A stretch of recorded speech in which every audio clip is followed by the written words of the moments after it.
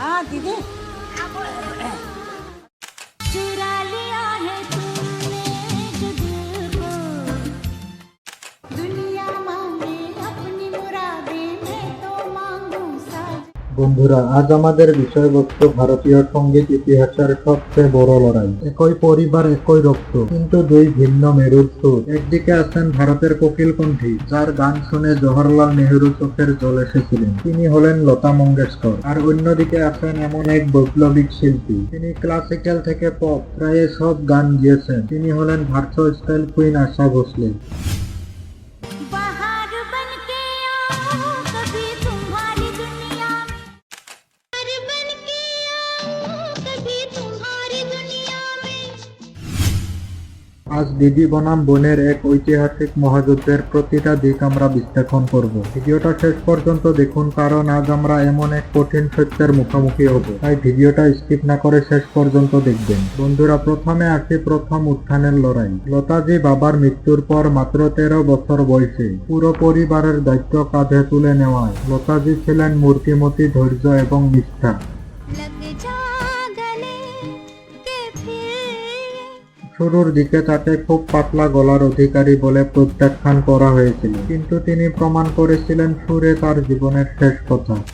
दुनिया मांगे अपनी मुरादे मैं तो मांगू साज। অন্যদিকে বড় দিদির ছায়ায় থাকা ছোট্ট আশা, মাত্র 16 বছর বয়সে ঘর ছেড়ে বিয়ে এবং তারপর কঠিন জীবন। আশা ভোসলেকে সবসময় লতা ছেড়ে দেওয়া গান বা কিয়াবারে গান গিয়ে শুরু করতে হয়েছিল। লতাজি যেখানে শুরুতে পারফেকশনিস্টতম কাঁপান, আশা সেখানে প্রতিটা পদক্ষেপে নিজের জায়গা লড়াই করে ছিনিয়ে নিয়েছেন।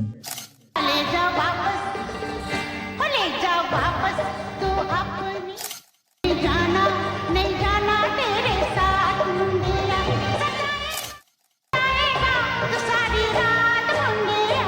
ले जाओ वापस লতার গান মানে শুদ্ধতা, তার কণ্ঠের মিষ্টিতা ও নিখুঁত উচ্চারণ তাকে ধারা ছোঁয়ার বাইরে নিয়ে যায়। তিনি ছিলেন সুরকারদের প্রথম পছন্দ।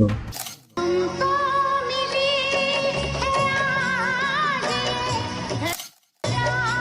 नसीब से। অন্যদিকে আশা ছিলেন সাউন্ড ও স্টাইলের জাদুকর। पिया तू अब तो अच्छा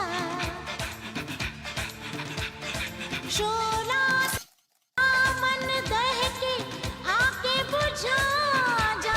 রোমান্টিক ডুয়েট গান থেকে শুরু করে গজলে তিনি ছিলেন অপ্রতিদ্বন্দ্বী। ওপি নায়ার আর আর.ডি. বর্মনের সুরে আশা যে জাদু তৈরি করেছিলেন তা লতাজিও করতে পারেনি।